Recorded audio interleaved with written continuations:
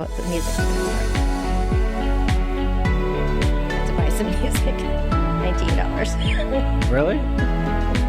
Where'd you buy it at? On 5. That to become a little cool. So do you see the time in front of you anywhere? Do you I don't see time? see the time at all. Nowhere. Hello. Welcome to Fireside Chat TV. This is going to be episode 2, and I'm thrilled and honored to welcome my guest, Kevin Lisboa. Came all the way from Indiana for us to visit with us tonight and to teach us about kind of financial 101. Just give us a nice basic that we can build off of, and just really thrilled that he's here. His company is called Dynasty Wealth Builders, and I'll have his information right there. So that site there that connects with Facebook and with just different kinds of ways of connecting. And so that kind of encompasses everything. So thank you for being here, Kevin. Thank you for having me, Sue. I'm very excited. I'm fresh off the boat, as they say. I just awesome. Landed, Yes, right, about 20 minutes ago from really a 4-hour trip, and now I'm here. Here's what you need to understand, though, people. This is my first time actually meeting Sue after knowing her for, almost a year, right? It's amazing. Maybe 2 years. It's amazing. Like, let's meet, and like 5 minutes later, let's do a show. Yeah. I was just explaining to Sue off air how I ended up here, and it was just like a puzzle. Boom. It all came together. I'm here now. We're going to have a good time. We really are. Right? We're both introverts, and we're going to be it's funny, extroverts but today. we're just going to put ourselves out there because we want to educate people about finance. It's very important that they start right and then they keep going right to finish strong, right? Because it's sometimes you can't make up for time, right? Absolutely. Yeah, absolutely. So I'm going to take a moment here to show a picture, and it's going to be this one here. So whenever you're ready, you can talk about things, and then whenever you're ready, we can go to the image. But that's all right. We can start. Yeah, absolutely. So this is what I call the financial foundation or the financial mountain, right? Okay, yes. And so most people, they have a little bit of this, they have a little bit of that. Yes. They got a little bit of this and that, but they don't really have a strategy. They don't really have an approach. It's just a little mix of this and a little of that. So really what people need to understand is that there's a structure to having a financial foundation, and it starts with number one, protection, right? And income protection is really just a fancy way of saying life insurance. Okay. Right? So life insurance is the only financial tool that really can take care of you in the absence of not being able to work, right? Or in the absence of you just period. You're not here with us You're anymore, not here right? anymore. And there's so many new advances with income protection plans that people need to be up to date on. And a lot of times, this is something that when you say life insurance, they're like, I don't want to hear about that. Yeah, right. They people roll their eyes like, I don't know. They do. Because they don't see it as an asset, right? They look at it as a liability. Yes. But here's the thing: when somebody has cancer, the first thing they think about that life insurance plan, right? When somebody passes away, the first thing they think about when they get a burial $10,000 debt, that's the first thing. Oh, where's life insurance? Yeah. Now all of a sudden we're going to GoFundMe, all these other things, right? So that would be number one, your protection. Do you have a plan in place to take care of your income in the event that you're ill or in the event that you're not with the family anymore? Okay. Number two would be debt management, right? Where's your debt at? Do you have credit card debt that's up to the 20 to 24%? Do you have a high interest car loan? You know, where's your mortgage at? How high is the interest on that? So, this is really important because credit card interest rates are going up the roof, up to 24, 25, 30%, depending on your credit score. Okay. And so it's really important that you understand that you need to bring those things down. Right? Bring the interest rate down substantially and look at also your options, right? Credit card counseling is out there. Debt settlement options are out there. There's a lot of different services that can help you. I'm not suggesting anything, but what I am telling you is to be smart, take a look at everything, look at the advantages, the disadvantages, and then make a smart decision with a financial professional. Right? That would be number two. Number three is the emergency fund. You have to have a savings. COVID taught us what? Oh my gosh. Man, we need to have some money saved up. So many people were caught completely with their pants down, right? You need to have 6 to 12 months saved. And what I mean by that is, I guess the question would be, well, what does that look like? Well, it looks like, what is your monthly expenses? Right. I'm sure if I went out there and I spoke to the average person and I asked them, hey, what's your monthly expenses? I don't know. They wouldn't know. Right? They would know. Should know. They should know, right? So take a look at your monthly expenses, right? Because a lot of times what you'll find is your money's going to unproductive places, That's for sure. Subscriptions. Subscriptions are such right. a Ice cream, silent killer. out to food, eating out. It's crazy. If I go out to Yes. eat myself, Sue, right, it's like $12 because I'm frugal with coupons, right? But that's good because you're keeping it as little as possible. You're still enjoying your life. Correct. And it's a treat. Now check this out. If I go out with you and I Yeah. pay, it's like Yeah. $40. And if I do that multiple times a week, we're talking over $100 in just eating out for 1 week. Do that over 4 weeks, that's $400+ just in eating out. My barber this morning said, Kevin, when I go out to eat, it's $100+. And he's like, I go out numerous times a week. Crazy, right? Crazy. So that would be number 3. What are your expenses? Stretch that over 6 to 12 months. That's what your savings account should have. Anything beyond that, you should look to this last part, which is investments. Okay. Putting your money in places that are going to appreciate, right? All right. And for compliance, I cannot suggest things on the air, Yeah. but we can keep it pretty vague, right? So investing, exactly. where are you investing? Is it high risk? Is it low risk? Is it tailored to your personality, right? Have you sat down with a financial professional? Have you taken into consideration everything that you need to at a deeper look, right? Yeah. And so this is where it's at: protection, debt management, emergency fund, and investments. Most people, It's interesting. they go straight to investments. Yeah. And they forget about everything else. That's true. And this is the biggest mistake. So true. And the sad thing about life insurance is that people, they don't get it until it's almost too late. So you don't know when you're going to have a disease or something like that. You don't know. And so you can say, oh, in 5 years, I'll get some life insurance. But in 5 years, you might have a condition that makes you uninsurable. And there's really no amount of money that you can just make this condition go away. Like, you have to then say, okay, I'm going to have to only look at products. I'm going to be very limited into what the insurance company is going to like qualify me for, because I'm a bad risk. I'm an adverse risk. So I feel like the people who it's cheapest, the young people before they have any kind of, significant health condition, they aren't interested in getting it. But when they need it, it's almost too late. Yes, absolutely. They do get it when it's too late, right? Or they don't get it at all. And then here's what happens, right? The family gets left behind with the burden. I mean, a $10,000 debt could ruin the average consumer. Wow. Right? And so this is what I've heard from the companies is that when people don't have life insurance and they get slapped with $10,000, $15,000 worth of, a debt for the death, they often go to payday loans or cash advance places where they're getting charged 30, 40% for that. And then guess what? They don't have the money to pay back. They get stuck with a high interest. So now they're paying more money that they didn't have in the first place. And you can see why people get in debt. Absolutely. So not having life insurance is a very irresponsible, negligent thing if you are anyone. Because even if you're a 24-year-old, you could pass away tomorrow and leave your mom and dad with a $10,000 debt. It does not matter. You don't need to have kids. You don't need to have a wife. Right. You just need to be alive and have people that you love. Because guess what? Somebody will have to pay that debt toll. And a lot of Americans don't have 10,000 saved. They don't even have 500 saved. half No, they the do time. not. No, they do not. So it's very important. That's a good foundation. And then you build as you take care of the necessities, and then you build on that, right? Correct. So Correct. I like how stable the foundation is there. Yeah, absolutely.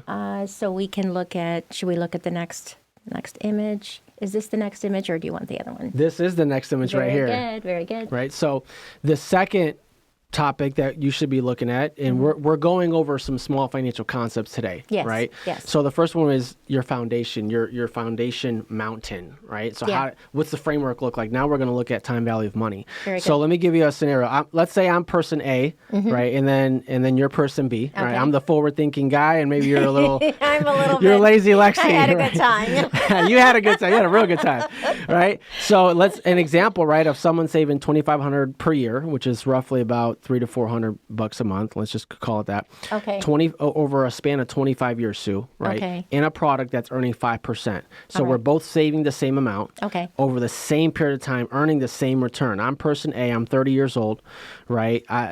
By the time 25 years comes around, I'm looking at about $62,500. That's my principal. That's what I've saved up. Let's say at the age of 55, I just stop. Right. I stop putting money in, right? No but more I want to contributions. retire at 65. I would have $204,000, right? If you stopped at If I stopped at 55, 55, you'd right? still have this unbelievable. Now, remember, I Compound. stopped at 55, Right. but I retired at 65. So there's 10 years of that I'm not investing. Right. What is happening here? The compound interest is taking over. So there's 10 years of compounding interest taking over for me, and that's why I have the 204,000. Meanwhile, I started late. you started late. You started Okay. 10 years after. Right. You still have the same principal amount after 25 years, right? But by the time 65 comes around, you have how much? 125,000 compared to 204. The difference is about $78,000, right? We're both investing the same amount of money. Correct. But I'm missing out on this really nice compounding window kind of thing. Of 10 years. So here's the thing, right? That people don't, here's what people always do. I'll just later, Right, later. right. They just, I'm too young. I don't got to worry about that now. But from 30 to 40, if you didn't invest, if you were not investing in compounding the money, Right. you missed out on $80,000. My goodness. $80,000. Now, you won't see, like, people don't think about that because they don't see it. Right. Right? But when you do the math and you run the numbers, you can see it and it's right in front of you. This every day, people are going through this, right? 10, 20 years are going by and they're missing out on so much future income because they missed out on the interest, they missed out on the compounding. So it's really good for 25-year-olds to watch the show and see what the power of just time and that you can actually stop before I can stop and still make more. Correct. You know, I have, friends online, they're CPAs or they're just average people too Right. that are learning about financial literacy. Wow. 25-year-old, $300,000 net worth.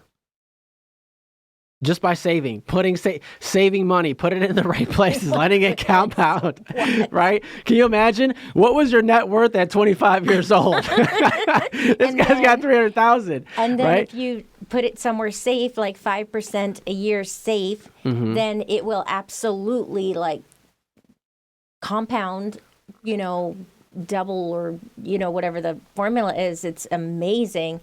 And it's just time. You're using time as your friend Yes. if you're starting early. Now, here's the reversal, right? Yeah. What if we're talking about debt, Oh, my goodness. right? Oh, What my if the goodness. debt is 5%? Right? There's something called the rule of 72. It's a mathematical rule Okay. that shows you, right, how long it would take for your money to double based on the interest rate, right? So if you're earning 1%, you take 72 divided by 1%, Okay. and that's 72. So it would take 72 years for your money to double. So if I was paying you 1% on your money, it would take you 72 years for that money to double, right? So if you're at 4%, your money doubles every, I believe, 18 years. Okay. If you're at 6%, I believe it's like every Divided by 6, yeah. you do the math, right? If it's 12%, it's like every 6 years, I believe. Wow. So think about it. Credit cards right now are at 20%. Yes. So you take 72 divided by 20%, and I don't have that number off top, but Yeah. you're looking at your debt is doubling every 2 to 3 years. That's terrifying because Think about, that's crazy. your income doesn't double to help you with that debt. Right. It doesn't. So the debt is surmounting, right, and doubling every 2 to 3 years. No wonder people can't get out of debt. Right. No wonder people are falling behind. They're being taken advantage of. Yeah. That's, Right? That's awful, isn't it? It is. And Good people who just, maybe go into medical debt because they have to have a surgery. It's really Absolutely. sad. They've done nothing wrong. Life is expensive, but the unforeseen parts of life can be devastating, right? Correct. People have dreams. Yeah. People, and I Yes. feel so bad because the average income here in the United States is about 50,000. Okay. And I've been telling people for a really long time, 100,000 is the new 50,000. I'm gonna say, Right. I'll say it again. Right. 100,000 in income is the new the new 50,000. 50,000. Right? I So see. 50,000 is what? Nothing. It's nothing. After nothing. taxes, right? Yes. You're like, what, 45? By the time you pay the mortgage, the car, you save a little bit. Maybe you pay your tithes, but you're out of money. Yeah. You're out of money. And so now, because of inflation, 100,000 is the new 50,000. So you 50,000. damn near have to make 100,000 Yes. just to keep up with the income that was bare sufficient back in the day minimum. of 50,000. Yeah. Right? So it's crazy. But we didn't double No, our income. but we didn't double our income. Most No. people are not getting their income doubled. The strikes are going on right now. People, Yes. union strikes right now, causing people to go bankrupt. Wow. Did you know that they get a $500, I believe it's either a weekly or a monthly $500 strike pay? Okay. Could you live off of $500 a week? No. Think about that. No. It's crazy. Never thought about that. It's yeah. crazy. That's not a whole lot. So there's going to be a lot of like calamities and really very badly affected folks who are trying to get a little bit more money to live on, and unfortunately they're losing a lot in the short term, right? It's really difficult because people are generally doing the best they can, right? Right. We're just trying to get along. We're just trying to get through, just not just asking for the world, we're not asking No. for the earth and the moon and the stars. Let me see. So this is a third slide here, and it's talking about the cost of living. Okay, Right. wow. So there's going to be some differences here, aren't there? Yeah, so this is, we're keeping it simple. So average cost of living, right? Back in the 70s, you can see a new home was about $23,400, right? I wish we could go back to that. Wouldn't that be That would be amazing? Right? A amazing. new car was about $4,000. Gallon of gas was 36 cents. When I was younger, I remember gas was, 98, 99, and I thought, wow, that was Wow. expensive. It's gone up, We're yeah. at $4. It's crazy. Wages, look at wages. You remember when wages were $7.50 an hour? That was the standard, right? Is it still, for some people though, minimum wage is still $7.25? It's like $15 now. 15 now Yeah. for, I hope so. But So still not you can enough, see in the right? 90s it went up, and then in 2021 it went up. Look at how we went from 23,400 in the 70s for a new home to the average home being $387,000.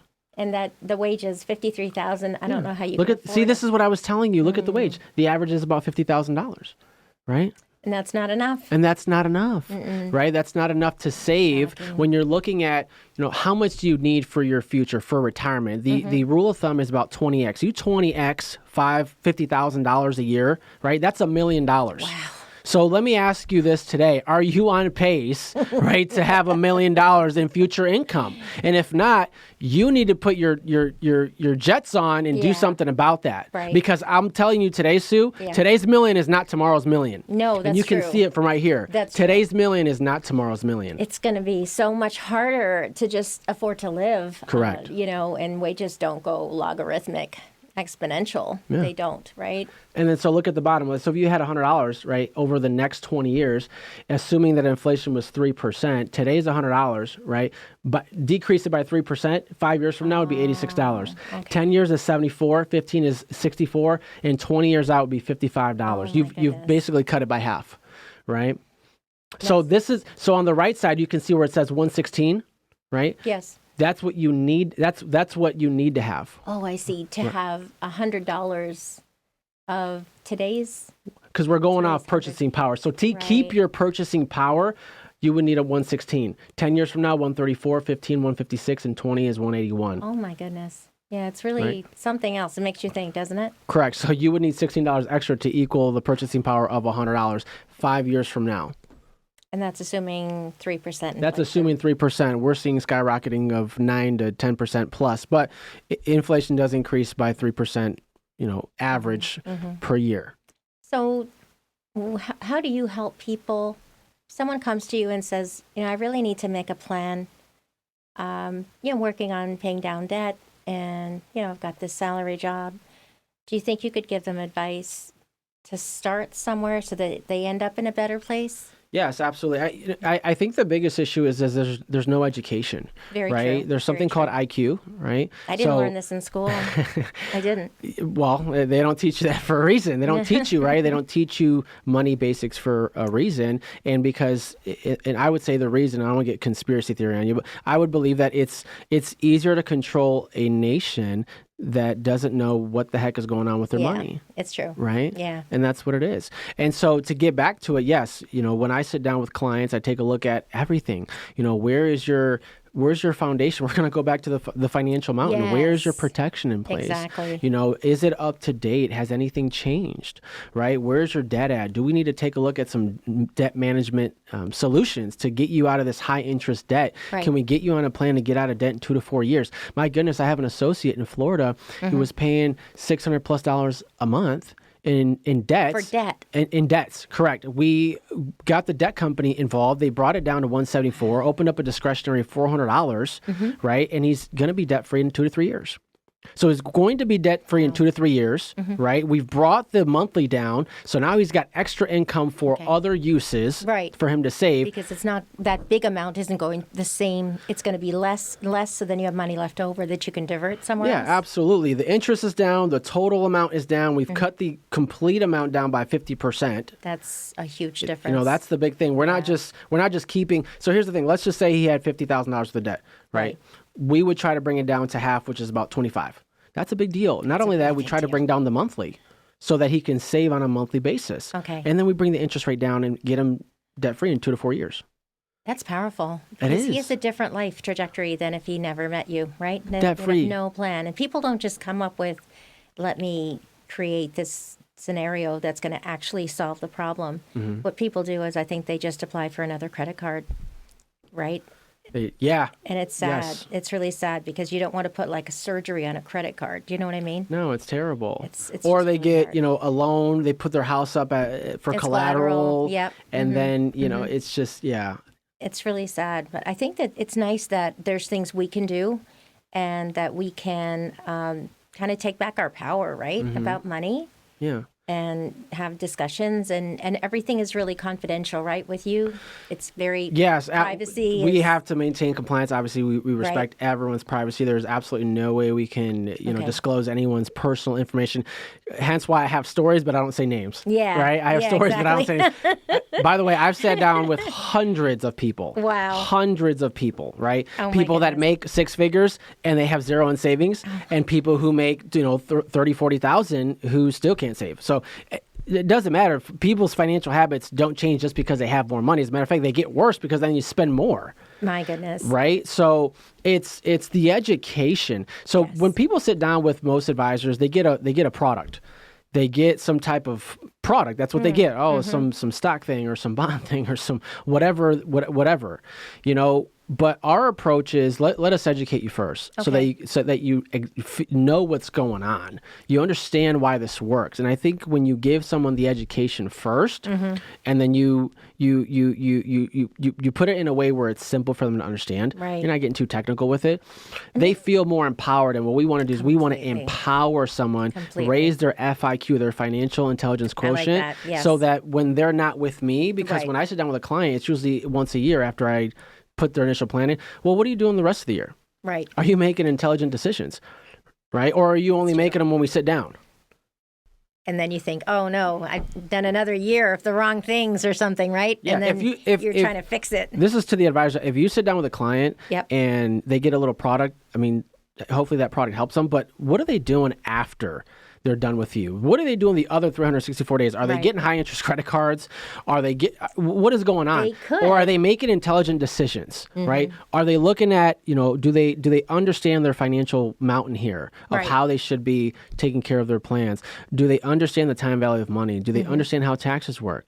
Right? Do they understand these different concepts so that when they're going throughout their life, they can, when they come across a decision to be made, they go, based on what I know, that's not really the right thing to do. Because you've educated them. Because they've been educated. Yeah, and I feel like if they make informed decisions, then they will make better decisions. And they're far-reaching consequences, right? Decisions you make today could affect you 20 years out. Absolutely. The average person has $200,000 to their name by the time they're 65 years old. Do you think that's enough to last 30 years? Oh, my goodness, no. Especially when we saw the rates of the inflation and the value of money over time. Crazy. It's terrifying. It's absolutely insane. People are losing money in the market. People lost about 18% last year off their 401ks. I sat down with a 55-year-old who had retired after 30 years at their job, and in their first year lost $100,000. Was terrified, said, Kevin, I think I'm going to have to go back to work. Terrified. That's so sad. I don't want to see people with white hair, 80 years old, working at McDonald's because they have to. I don't want that. It's terrible. People should be able to enjoy their retirement. Definitely. Yeah, I think it's really important to try to understand these concepts young, to implement them young, and ask questions and sit with an advisor. And then you're kind of like, at least you set yourself on a track, and then you kind of just execute. And you try not to backpedal on things by getting, making decisions like, oh, this, I'm going to get this balance transfer or whatever.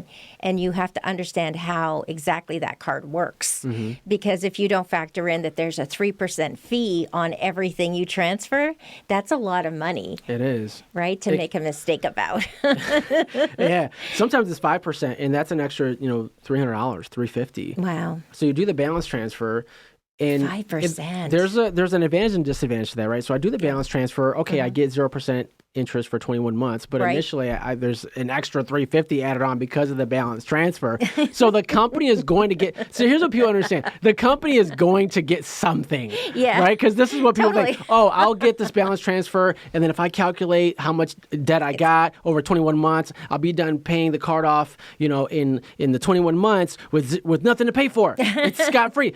No, you paid an initial $350, and that's like a front load, right? Yeah, it's a front load fee. Basically, you're not going to get anything for free, right? There's nothing for free. There's always a cost to something. You just have to look at, is the cost worth it, right? And then here's getting away from that. Yeah. You just need to take people need to take responsibility. Yes. For their personal finances. Psychologically, most people, when they're confronted with a decision, they I don't want to do that. Right. I'm out. Right. Not right now. And later. that can be expensive. Later, right? Yes. And we always do that. It's like later, but the later never comes. Or when it does come, it's too late. And guess what? Now you don't have enough money to retire, and you're so irresponsible for that because you think that just affects you. It affects. Yeah, your family and all that, like a lot of. Yeah, it affects your wife, right? Yeah, it affects your kids because then you become a burden. Oh, because now dad doesn't have enough money, so I have to give him money. Mom and dad don't have any money and they're too old, they can't work. So now the kids have to step up for you. And you know what? The kids aren't necessarily going to make enough money for everyone because, the boomers could buy a house, but millennials may not. Right? It's a huge difference. Correct. And like a boomer could probably buy a car for $800 when they were 17, but there's no way that a 17-year-old kid is going to buy a $40,000 car. No. It's such a difference. It's such a huge difference. Yes, absolutely. So we have to actually think about money differently. And I think that we have to realize that it's okay to talk about money and that maybe older generations, they feel like it's taboo or it's rude or whatever. I think it's better to find out information and just ask honest questions. Somebody who's going to take their privacy seriously, and then at least they'll have the information, and then they can execute on that. But they shouldn't be afraid because that fear is making decisions on their money that are like adverse decisions, and sometimes they're impossible to come back from. Correct. And you need to take a bold step forward, right? Because people are embarrassed. Definitely. Like some people are embarrassed, and that's why they don't get help, right? They're too embarrassed about their situation. Okay. So, all right, Kevin. So what I'd like you to do, if you could hold up the book that you recommend, and it's just a very simple book, right? It's for people that are just beginning to make a plan, and so it's not an intimidating, series of questions and things like that. So it's pretty simple for people to understand. Correct. It is a very simple book, straight to the point. There's no fluff. There's no stories. Every financial concept you essentially need to know is in this book, 88 pages. By the end of the book, you will understand everything from protection to investments and beyond and legacy planning. Get the book. Go to my site, kevinlisboa.now.site. I'm going to give it to you for free because I'm on Sue Hanley's show today. Thank you for Get being it for free, but join the Facebook group. I really appreciate that. No, you're so clear, and you're such a great teacher of this because it may be things that people haven't talked about for their whole lives, but they realize, oh my goodness, I need help. And I think that people shouldn't be embarrassed because they don't teach this in school. We don't grow up knowing this. So I'd like to really thank Kevin for coming all this way and coming and visiting with us. And if you'd like to do another show, I think it'd be great if we can continue our conversation, if that would be all right. And but it's really been such a pleasure, and it's amazing to meet you 2 minutes before our show. Hi, I'm Sue. People don't know, but yeah, this is my first time meeting Sue after being pen pals for a very long time. So we're really happy. I hope that everyone enjoyed this episode, and definitely keep tuned for more. We so appreciate you. Please take care of yourselves, and truly have a look at what your situation is, because you can always improve it. There's always things you can do. All right. So thank you again. Have a wonderful rest of your day. Thank you. See you in the next episode. Thank Take you. care. Bye-bye. Bye, Sue.